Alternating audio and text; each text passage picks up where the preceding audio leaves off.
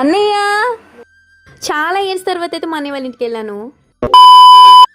చాలా డేస్ నుంచి అయితే మా అన్నయ్య వాళ్ళు మమ్మల్ని రమ్మని పిలుస్తున్నారు. కాకపోతే నేను అసలు వెళ్ళడం అవ్వలేదు. డేస్ అని కాదు, ఇయర్స్ అయిపోతుంది మా అన్నయ్య వాళ్ళ ఇంటికి వచ్చి. మా పెద్దలు 1.5 year ఉన్నప్పుడైతే వెళ్ళాను. అప్పటి నుంచి అయితే వెళ్ళలేదు.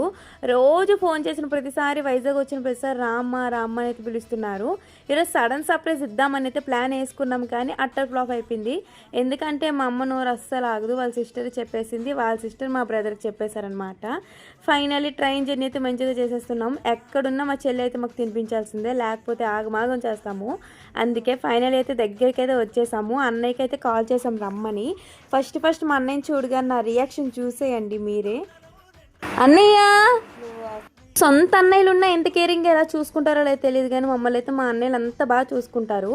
అక్కడికి వెళ్ళిన డేస్ మేము ఎలా టైం స్పెండ్ చేసామేంటి అన్ని షార్ట్స్ అయితే పెట్టేస్తా, చూసేయండి. Subscribe to my channel.